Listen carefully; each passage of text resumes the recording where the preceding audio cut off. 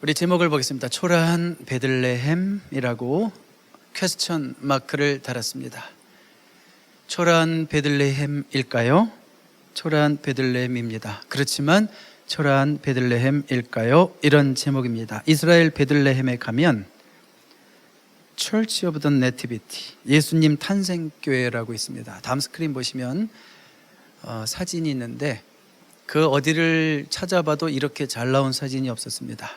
제 동생이 4년 전에 성지순례 갔다가 비싼 카메라로 찍은 사진이에요. 예수님 탄생하신 곳이 베들레헴이기 때문에 그곳의 기념으로 교회를 세웠습니다. 아주 좋은 날씨에 성지순례를 다녀온 것 같아요. 하늘이 파랗고 좋습니다. 자, 그런데 다음 사진을 보시면 Door of Humility라고 되어 있죠. 그 교회로 들어가는 입구가 매우 작고 낮은 곳으로 유명합니다. 사실은 왜 이렇게 문이 작아졌나 하면 도둑들 못 들어오게 들어와서 물건 빼갈까 봐, 그리고 적들의 어떤 침략을 막기 위해서 이렇게 졌다고 하는데, 근데 사실은 의미가 있어요. 들어갈 때마다 저기 보니까 저 사람 고개 숙이고 들어가죠. 고개를 숙입니다. 참 의미가 있어요. 우리가 주님의 임재를 경험하는 자리로 나아가기 위해서는 우리의 마음과 자세가 낮아져야 한다라고 하는 것을 우리가 깨닫습니다. 예배라는 것은 주님 앞에 우리의 자세를 낮추고 엎드리는 행위죠. 여러분들 예배하러 이 자리에 들어올 때마다 어떤 마음으로 오십니까? 내가 왔다 이러면서 오시는 분 없잖아요. 주님, 제가 왔습니다. 이렇게 마음이 겸손해지잖아요. 바로 그런 마음에 우리 주님이 임하십니다. 그래서 주님을 만날 수 있어요. 그래서 참 저 문을 보는 게 참 좋더라고요. 저는 Door of Humility. 우리 앞으로 이사 가면 문을 저렇게 만들까요? 네, 하여튼 의미가 있는 것 같아요. 자, 예수님의 고향이 어디입니까? 이렇게 물어보면 우리 사람들이요, 예수님 당시에 예수님 고향이 어디입니까? 그러면 나사렛 사람 아닙니까? 이렇게 얘기했어요. 그거는 예수님이 거기 태어나셨다는 뜻이 아니라 예수님이 자라나신 곳이 나사렛이죠. 그래서 이렇게 고향이 어디입니까? 그러면 나사렛입니다 이렇게 말할 수도 있지만, 예수님이 태어나신 곳이 어디입니까? 이렇게 질문하면 뭐라고 얘기해야 돼요? 베들레헴입니다 이렇게 답해야 됩니다. 하나님이 구세주 예수님 나실 곳으로 베들레헴을 택하셨다, 그런 얘기입니다. 어떻게 예수님이 베들레헴에서 태어나게 되셨을까? 아주 히스토리컬한 이벤트가 있었죠. 누가복음 2장을 여러분들이 쭉 읽어보시면 거기 황제가 나옵니다. 그 황제 이름이 아우구스도예요. 아우구스투스가 온 국민들에게 센서스 레지스트레이션을 명령합니다. 인구조사하라는 거예요. 호적하라는 거예요. 호적. 인구를 조사하고 이제 자기 나름대로 좀 나라를 정비하려고 하는 거죠. 그래서 모든 국민들이 고향으로 가야 되니까 예수님의 아버지가 될 요셉도 다윗의 후손이에요. 그래서 그 베들레헴 사람이거든요. 요셉도 호적하러 가기 위해서 그 당시 성령으로 아이를 잉태했던 마리아와 함께 살던 동네 나사렛을 떠나서 그의 동네 고향 베들레헴으로 가는 거죠. 그런데 베들레헴에 갔을 때 아이고 배 아파 그러는 거예요. 이제 아이고 배 아파 마리아가. 그래서 마리아가 해산할 날이 차서 출산하게 되는 거예요. 그래서 예수님은 베들레헴에서 태어나게 되시는 거죠. 타이밍이 기가 막힌 거예요. 예수님이 베들레헴에서 태어나셔야 되거든요. 좀 이따 설명하겠지만, 근데 타이밍이 기가 막힌 거고 하나님의 섭리적 간섭이 있는 거예요. 아우구스투스 황제의 마음을 움직여서 정책을 바꾸게 하시잖아요. 안 하던 인구조사하고. 그러니까 요셉이 베들레헴으로 가게 되고, 자, 이 모든 일의 배후에서 역사하시는 하나님의 손길이 있다는 거예요. 그래서 항상 God is working behind the scene in history. 모든 역사의 어떤 그런 우리의 씬 장면마다 그 배후에서 누가 역사하시는 거예요? 하나님이 역사하시는 거예요. 마찬가지로 우리 삶의 모든 순간마다 그 배후의 순간마다 역사하시는 하나님의 손길이 있어요. 위에서 바라보고 계시는 하나님의 눈길이 있다는 것을 기억하시기 바랍니다. 지금 예배하는 이 순간도 하나님이 우리를 보고 계십니다. 하나님이 우리와 함께 하십니다. 섭리하신다는 것은 sustaining 하신다는 거예요. 우리를 계속 보존하신다는 의미가 있어요. 항상 매 순간 지금 우리가 지탱하는 것이 우리가 살아가는 것이, 우리가 존재하는 것이 섭리하신 하나님의 역사가 있는 거예요. 그러니까 이런 하나님의 기가 막힌 타이밍, 하나님의 섭리 속에서 예수님이 베들레헴에서 나시게 하는 거예요. 인구조사가 없었다면 나사렛에서 날 뻔했죠. 그러면 큰일 납니다. 성경의 예언이랑 예수님 나신 것이 안 맞아버려요. 큰일 나죠. 자, 그러니까 첫 번째로 왜 예수님이 베들레헴에서 나셔야 했을까요? 이런 질문합니다. 성경에 기록된 예언 때문입니다. 자, 메시아는 어디서 오실 것인가? 다윗의 후손으로 오실 것이다. 어디로부터 올 것인가? 다윗의 후손으로 오실 것이다. 그리고 예수님은 어디에 오실 것인가? 다윗의 고향인 베들레헴으로 오실 것이다 라는 약속이 성경의 여러 곳에 나타나 있습니다. 우리 사무엘하 7장 12절 16절을 우리 한번 같이 읽어보겠습니다. 시작. 내 수완이 차서 내 조상들과 함께 누울 때 내가 내 몸에서 날 내 씨를 내 뒤에 세워 그의 나라를 견고하게 하리라. 내 집과 내 나라가 내 앞에서 영원히 보존되고 내 왕위가 영원히 견고하리라 하셨다 하라. 이것이 유명한 데이비딕 카버넌트라고 해서 다윗 언약이라고 하는데, 이제 다윗이 죽을 때가 됐습니다. 물론 그를 이어서 그의 아들 솔로몬이 왕위를 계승한다는 뜻도 있지만 이것은 유명한 메시아 예언이기도 합니다. 내 집과 16절 보시면 내 나라가 내 앞에서 영원히 보존되고, 여러분 이스라엘 왕조는 영원히 보존되지 않습니다. 그렇지만 예수 그리스도를 통해서 완성될 그 나라는 영원히 보존되고 그 왕위가 영원히 견고하죠. 그래서 바로 이 말씀이 예수님 메시아, 다윗의 후손으로 오실 메시아를 예언하고 있는 말씀으로 우리가 알고 있습니다.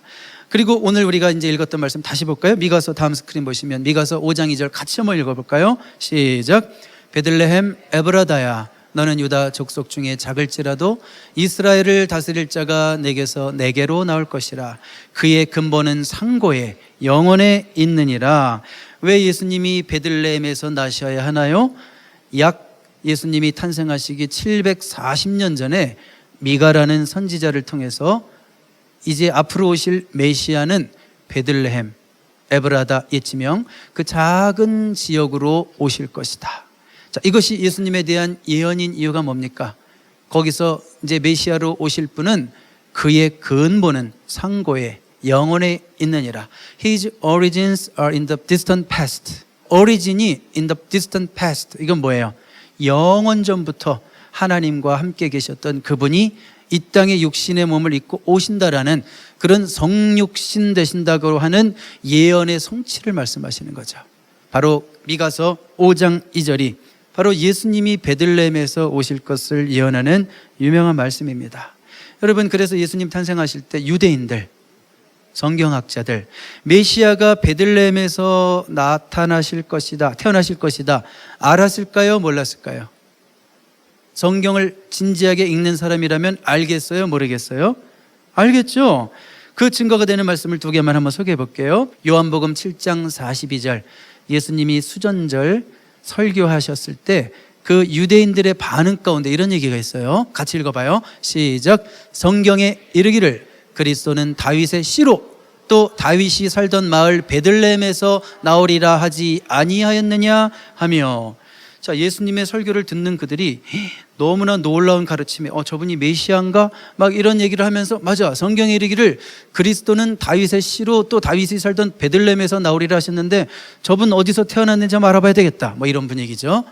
자, 이미 그 당시 유대인들이라면 메시아는 바로 베들레헴에서 오신다라는 것을 다 알고 있었다, 그런 얘기죠. 그 다음에 마태복음 2장 1절부터 6절까지도 우리가 한번 읽어보려고 하는데, 여러분 별을 보고 메시아를 찾아온 동방의 박사들이 헤롯 왕을 만납니다. 그래서 헤롯 왕에게 메시아가 어디로 오십니까? 그랬을 때 헤롯이 당황해요. 뭐 또 왕이 온다고? 유대인의 왕이 온다고? 내가 왕인데?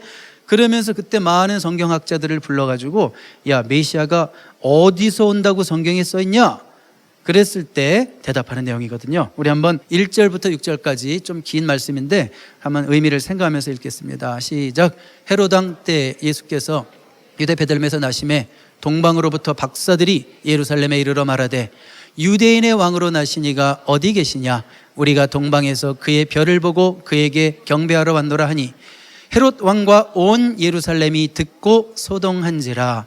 왕이 모든 대제사장과 백성의 서기관들을 모아 그리스도가 어디서 나겠느냐 물으니 이르되 유대 베들레헴이오니 이는 선지자로 이렇게 기록된 바 또 유대 땅 베들레헴아 너는 유대 고을 중에서 가장 작지 아니하도다. 내게서 한 다스리는 자가 나와서 내 백성 이스라엘의 목자가 되리라 하였음이니이다.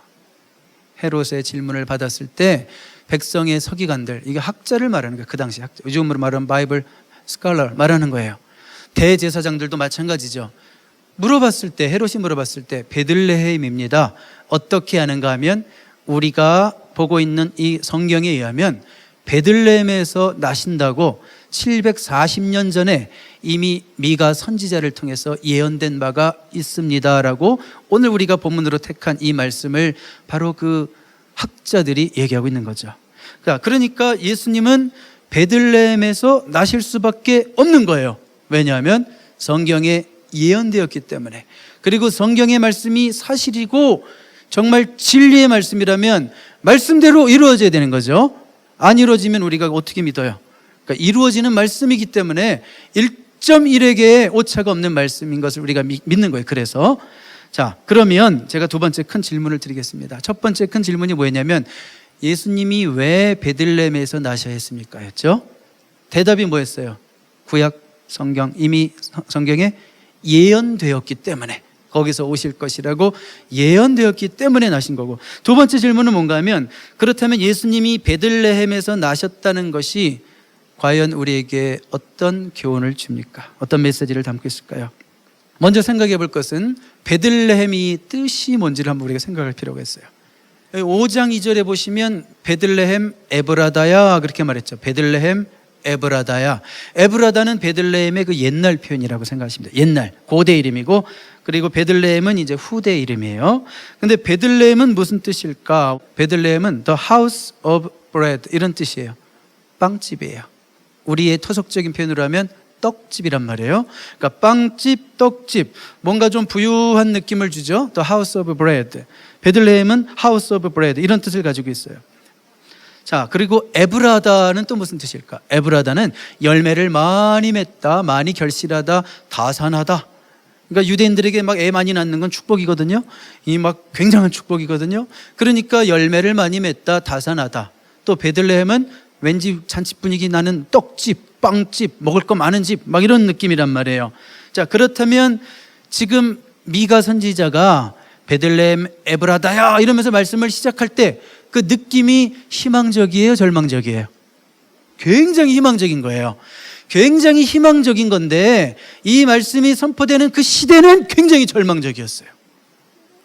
740년 전이라고 그랬죠? BC 740년을 한번 떠올려 보세요. 북왕국 이스라엘은 BC 722년이 되면 그 나라가 완전히 망해가지고 아시리아에 다 잡혀가고 포로로 끌려가고 많은 사람들이 죽고 난리가 납니다. 하나님의 심판이 임박했다 이거예요. 그리고 이미 BC 740년에는 아시리아가 막 공격을 합니다. 세력이 커져가지고 다들 막 아시리아 눈치 보느라고 난립니다. 그런 상황이란 말이에요. 영적으로는 계속 디클라인 막 침체되는 그런 상황 속에서 미가 선지자가 희망의 메시지를 던지는 거예요. 비록 하나님의 심판이 임할지라도, 징계를 받을지라도 회복하시는 하나님께서 이 땅에 때가 되면 메시아를 보내시고 너희들을 회복할 것이다. 이런 소망의 메시지로 주시는 말씀이 미가서 5장 2절이란 말이에요. 배경을 분명히 아시겠나이까? 예? 그렇다면 이게 무슨 얘기인가 하면 이것은 지금 메시아에 대한 예언의 말씀이라고 그랬죠. 그렇다면 예수님의 오심이 어떤 의미가 있는 거예요? 역사 가운데 예수님의 오심이 어떤 의미가 있느냐? 우리의 인생 가운데, 우리의 삶에, 우리의 가정에 예수님이 오심이 어떤 의미가 있느냐 이거예요. 아무리 어둡고 절망적이고 눈으로 보이는 것으로 실망할 수밖에 없는 상황일지라도 우리 예수님이 오시면 다시 빛이 임하고 생명이 임하고 장사 잘 되는 떡처럼 풍성함이 임하고 잘 되는 역사가 있고 에브라다의 뜻처럼 다산하는 역사가 있고 막 열매가 풍성히 나타나는 그런 일들이 있다 이거예요. 누가 오시면? 예수님이 오시면 그런 일이 올 수 있다 이거예요. 그래서 크리스마스의 의미가 뭐예요? 아, 예수님이 오심으로써 절망 가운데서 소망을 선포하는 게 크리스마스예요. 그런 크리스마스가 되시기를 주님의 이름으로 축복합니다. 자, 그래서 예수님은 바로 떡집에서 태어나셨단 말이에요. 떡집이라는, 빵집이라는 의미를 가지고 있는 베들레헴에서 태어나셨어요. 왜 그러셨을까요? 요한복음 6장 35절 같이 읽습니다. 시작. 예수께서 이르시되 나는 생명의 떡이니 내게 오는 자는 결코 줄이지 아니할 터이요 나를 믿는 자는 영원히 목마르지 아니하리라. 예수님 자신이 우리에게 생명을 주는 life giving bread of life란 말이에요. 우리에게 생명을 주는 생명의 떡이시기 때문에 우리에게 생명을 주시는 생명의 빵이 되시기 위해서 빵집에서 태어나신 거라고요. 그런 의미가 있잖아요. 영적으로 뭐가 통하잖아요. 그렇죠? 그러니까 예수님께 나오는 자마다 육신의 양식을 공급받을 수 있는 거예요. Jesus was born in the house of bread, Bethlehem, because he is the bread of life. 자, 그러나 그것뿐 아닙니다. 우리 예수님께 나오는 자들에게 먹을 것만 주십니까? 밥만 주십니까? 예수 믿으면 밥 먹여주는 건 믿죠, 여러분? 예수 믿으면서 망했다 이런 얘기 들어보신 적 있어요? 저는 없습니다. 진짜 예수 믿는 사람이 망하는 경우가 있어요? 예수 믿으면 밥 먹여줍니다. 예수 믿으면 밥 먹여주냐? 예, 밥 먹여줍니다. 그런데 그거 이상이란 말이에요. 육의 양식 이상의 것을 주시기에 오셨죠, 우리 예수님이. 그래서 마태복음 4장 4절 같이 읽어볼까요? 시작. 예수께서 대답하여 이르시되 기록되었으되 사람이 떡으로만 살 것이 아니요 하나님의 입으로부터 나오는 모든 말씀으로 살 것이라 하였느니라 하시니. 얼마나 옳은 말씀입니까? 예수님은 우리가 살기 위해 빵이 필요하다는 거 아세요? 그래서 일용할 양식을 주십니다. 여러분들이 수고한 대로 먹게 하시고 때로는 수고한 것 이상으로 주셔서 남들을 섬기기도 하시고 그러는 거예요. 필요한 거 아십니다. 그렇지만 우리에게 하나님의 말씀이 더욱 필요하다는 걸 말씀하시는 거예요. 우리의 그 육신의 빵 이상으로 하나님의 말씀이 있어야지 살아요. 여러분 그렇죠? 여러분 빵 없으면 못 살아요. 힘들어요. 누가 빵이 필요 없다고 그래요? 그런 사람 없어요. 우리 빵 있어야지 살아요. 그렇지만 우리는 정말 생명의 말씀이 없으면 더 못 살아요. 말씀의 기갈이 오면 우린 죽습니다. 우리 아모스 예언서의 그 예언처럼 이 말씀이 없는 게 제일 재앙입니다.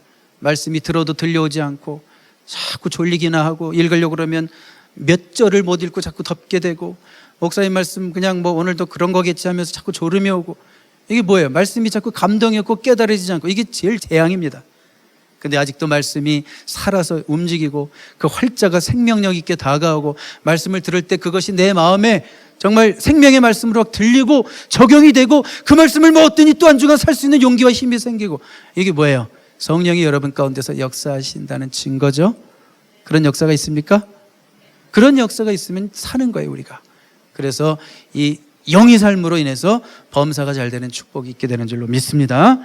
자, 바로 그래서 제가 아까 무슨 질문을 드렸어요?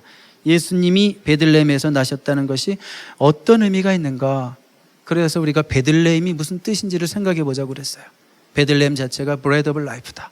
예수님이 생명의 떡이시다. 그래서 베들레헴에서 나셨다. 그런 말씀을 드렸어요. 자, 그리고 마지막으로 이제 생각해 볼 것은 뭔가 하면 베들레헴은 과연 큰 도시였는가? 작은 도시였는가? 화려한 도시였는가? 초라한 도시였는가? 여기에 질문을 드린다면 분명히 초라한 도시였습니다. 그렇다면 그 초라한 도시 베들레헴이 우리에게 주는 메시지가 뭘까? 5장 2절 볼까요?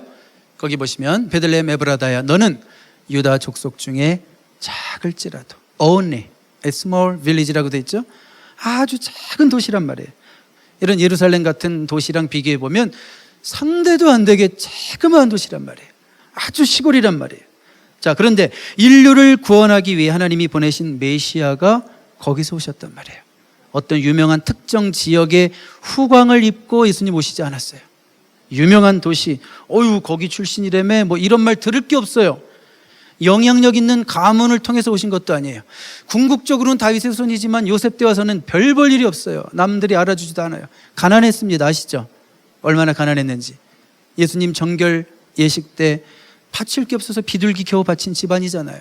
가문도 별 볼 일 없고, 그 다음에 베들레헴, 예루살렘도 아니고 메시아가 베들레헴, 무슨 얘기입니까? 하나님의 놀라운 구원의 계획이 작고 보잘것없는 곳에서 빛을 발하는 거예요. 아주 초라한 곳으로 오셨다는 거예요.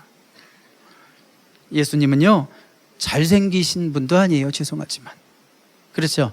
예수님이 그렇게 나셔가지고 잘하시고 사역을 하실 때 예수님 잘생기신 분이 아니었어요. 이사야 예언대로 흠모할 만한 것이 없는 분이었어요. 여러분, 잘생긴 남자, 못생긴 남자 어떻게 말하는지 아세요? 요즘 젊은이들이? 만약에 누군가가 어이구 착하게 생겼네, 그러면 못생긴 남자래요. 그리고 야 공부 잘하게 생겼네, 이것도 못생긴 남자래요. 젊은 애들 얘기해요. 요즘 사람들, 우리 어른들 말고. 세 번째로 아이고 인상이 참 좋으십니다, 못생긴 거래요. 네 번째로 성격이 온화해 보이시네요, 찐따같이 못생긴 거래요. 이거는. 자, 그러면 요즘 젊은이들은 잘생긴 사람을 뭐라고 얘기하냐면 아이고 싸가지 없게 생겼네, 이거 잘생긴 거라고요. 두 번째, 아이고 기생오라비 같아, 이거 잘생긴 남자. 세 번째, 재수없게 생겼어, 꽃미남 잘생긴 남자. 네 번째, 좀 노랗구만, 제일 잘생긴 남자래. 자, 예수님은 꽃미남으로 오시지 않았다고요. 초라한 곳에 오셨고, 또 뭐 흠모할 만한 모습이 없는, 나신 곳 태생부터가 그렇잖아요. 어디서 나셨어요? In a stable, in a manger. 그런 마구간 말구에 거기서 나셨단 말이에요. 자, 무슨 얘기하는 거예요? 하나님의 놀라운 구원의 계획이 작고 보잘것없는 곳에서 시작하여 빛을 발했다, 그런 얘기죠.